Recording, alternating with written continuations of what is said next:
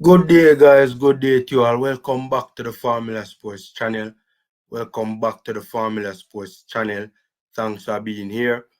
We're talking quickly about the Jamaica U17 team that, will be in action later on tonight, 8 p.m. That game is scheduled to start. For those of you who are not aware of what is taking place, the young Reggae Boyz, the Jamaica U17 team, are currently involved in the Concacaf U17 championship scene. This is the group stages currently. We already played Cuba in the first game. We won that one 4-2 after leading 4-0. And then the second game we tragically lost against Guadeloupe 2-1. A come from behind 2-1 loss at the from Guadeloupe. They came from behind. And this is the third and final group game coming up later on tonight against Costa Rica. Seeing Reggae Boyz still in a position to go through, or the young Reggae Boyz are still in a position to go through. It's very interesting though the way the group is right now. My apologies about that. Not in the best of health, so bear with me. My apologies if you hear any coughing or sneezing or anything like that. But the young Reggae Boyz, are still in a position to go through at this point in time. I think the odds favor them to go through. However, our game is 8 o'clock. The Cuba and Guadeloupe game is 5 o'clock. So that's even better for us, I think, because we will go into the game against Costa Rica, against the top team in the group, Costa Rica, the only team that has won both their games so far. We will go into that game knowing what we have to do. So that is good. We'll know exactly what we have to do, and that's a positive thing. That's a blessing, right? Because the Cuba Guadeloupe game is being played at 5 o'clock. Our game is being played at 8. Depending on what takes place in that Cuba Guadeloupe game, we would know if we can even lose the Costa Rica game and still go through. Top 3 go through for those who don't know, who are not aware. So, we're still in a position to go through for sure. And, if I'm a betting man, we will go through unless something very strange and remarkable happens in these 2 last games. The one with Guadeloupe and Cuba, and then ours as well, right? Hopefully, we'll be going into the Costa Rica game. Even if we lose that game, we're still through. Then again, we would want a favorable result because, that will have an impact on, who we play in the next round. We don't want too tough of a team in the next round. We want to get as far as possible without coming across top teams. Or as, you know what I mean. We want as easy a path to the World Cup as we possibly can. People who want to go World Cup, we want to go to the World Cup. So we're not in an approving thing right now. And we are trying to prove nothing. We're trying to get to the World Cup. More than likely though, somewhere along the line we'll have to play, a team of merit if we do have real merit and credibility, if we do get to the knockout stages, but as easy a path as possible, we would greatly appreciate that. I'm interested to see how Meran Garden sets up this team against Costa Rica later on. Does it have something to do with the result that takes place in the Cuba Guadeloupe game? Let's see. It would be good if we could get a good result against Costa Rica. It would also be good if we're in a position where we can lose and still go through. But if we get a good result against them, it might have a good bearing on who we play in the next round, in terms of the easier, as easy a path as possible. But it would be very interesting to see how Meran Garden sets up this team, and there are a lot of similarities I see in the way how Costa Rica and the young Reggae Boyz play. The Costa Rican U17 team and the Reggae Boyz U17 team. If you look at how they play, there are a lot of similarities with how they play. You know, Costa Rica has been the more impressive of the two teams, though. I think that's pretty obvious. They didn't have the most impressive showing against Guadeloupe, to be fair. They had their struggles against Guadeloupe as well, even though they won against Guadeloupe and we lost, right? Albeit, you know, we lost under some circumstances that weren't fair to us, in my humble opinion. But, you know, and Costa Rica really stepped up against Cuba. I think they themselves realized that they needed to step up their game, and they did, and they looked. It was an impressive showing against Cuba, to say the least. Routed the Cubans in run of play, in scoreline, everything, right? But, you know, this young Reggae Boyz team has been criticized a lot, right? Well, I should even say the team, really and truly, the coaching has been criticized a lot, and a lot of people don't like the way how the boys play. I think that it's very unfortunate when people say that this team is only a long ball team, because that's not true. You know, they use short passing and long balls, you know, in their build out from the back. It's not only long balls. It's not route one all the time, ever play, you know. So I don't agree with people when they make that accusation. See, I'm not the biggest fan of, you know, long balls being utilized in the build-up play as regularly as we do use it. To be fair, I'm not the biggest fan of it, but, you know, if that's the way the coach feels comfortable to play and think the team is best suited to play, then, you know, that's his call. My whole thing is, I don't want to see disorganized football. You know, you can still play route one and it still be done in a structured manner.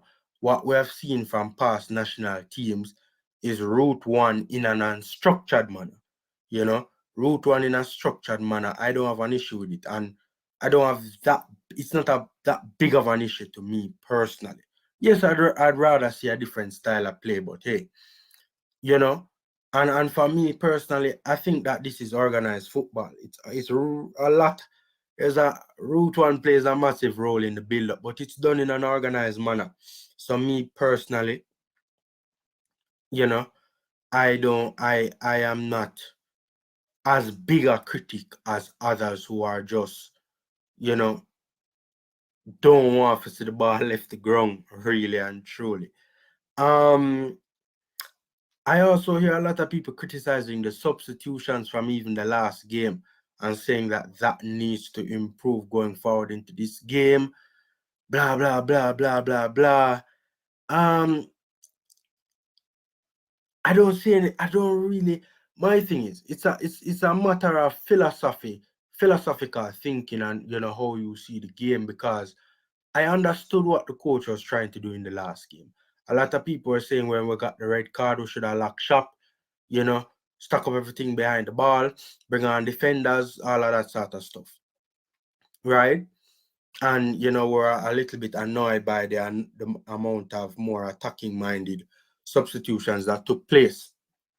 I think Miran Garden, I think we can say that now, and I think that's fair to say that he did underestimate the Guadeloupe team, because we lost to them. We eventually lost the game, you know, so, and they eventually scored twice. So I think that's a fair statement to say that he kind of underestimated the Guadeloupe team a bit. But also, I get what he was trying to do. He was trying to play or keep the game as far away from Jamaica's goal as possible.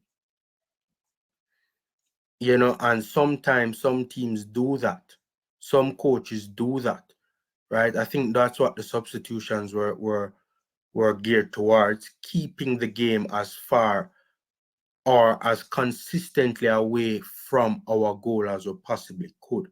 You know, the goals were careless, man, and I think the young Reggae Boyz need to take responsibility for that. especially the second goal. It was literally like Moses in the Bible, that story where he stretched out his rod and just parted the Red Sea. I mean, you just stretch out him foot and just parted this Reggae Boyz team, man. It was mind blowing how everyone just stood by and just watched and allowed him to walk through the middle of us. Right? Some of the goals have been careless, and honestly, some of the goals that we have been conceding in this tournament, I don't know if I entirely blame the coaching staff. At some point in time, blame needs to be, you need to lay blame at the correct feet, so to speak. And I think that the players need to improve on certain things. I think there have been lapses in concentration in defense that has cost this team dearly, right? So, for me personally, the last game against Guadeloupe, the performance was not the best. It does need to improve. The young Reggae Boyz played very well in patches against Guadeloupe, right? We played very well in patches, but the consistency definitely needs to improve, right? Definitely needs to improve. Hopefully we'll get a better referee this time around as well, because God Almighty, man, what took place in the last game was just, I mean, we were sinned, we were wronged big time. How is that a red card? How is the 2 yellow cards that the player both got? Neither of them were yellow cards. Neither. It was a travesty. Neither were yellow cards. The first one wasn't a yellow. The second one wasn't a yellow. Just shielding the ball, and his hand accidentally caught the player in his face. Come on. Even the assistant referee, you could tell, was telling him that, hey man, you're blundering right now. But he already jumped the gun and pulled the card and all of that sort of thing. Things he just had to ended up just having to go through with it. And I think that's why I never gave Guadeloupe the penalty either, for kind of level the playing field. But by that time, the match did already mash up.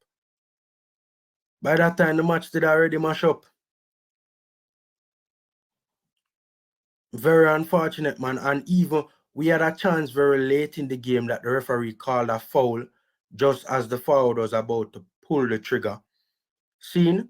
And he called a foul. And when you looked at the replay, even in the run of play, when it happened live, I'm saying, what is going on here? That's not a foul. When you watch the replay, you wonder, what am I talking about? The player was right in front of goal about to pull the trigger when the ball landed at his feet. Whistle on the play. Referee called a foul. Absolute rubbish. So the refereeing wasn't kind to us in the Guadeloupe game. I really and truly hope that it can improve. And I would really and truly love to see us get a favorable result and have a favorable performance against this Costa Rican team. It's going to be a tough game for sure. It's the toughest team in the group and traditionally one of the toughest teams in Concacaf football at any level. And it's a team that we have really struggled against at any level. So hopefully the young Reggae Boyz can go there though and acquit themselves and they have the quality and they have the quality to get the job done. But they have to be concentrating all the time and they have to go there and acquit themselves, man, and go there and try and get the job done. Hopefully, regardless of the result tonight, we can go through to the next round, and hopefully it's a favorable result against Costa Rica that will ensure as easy a path as possible. And also, the boys need a confidence boost after what took place in the last game. Hopefully they can go there and get a good result against the Costa Ricans. Hopefully them can go there and beat the Costa Ricans, and who knows, probably even top the group, based on the result that they get against Costa Rica. Hit me up in the comment section. Let me know what you think about the game later on tonight. Knock up the like button, subscribe, and share. Take care, stay safe, and until next time. And we wish the young Reggae Boyz all the best.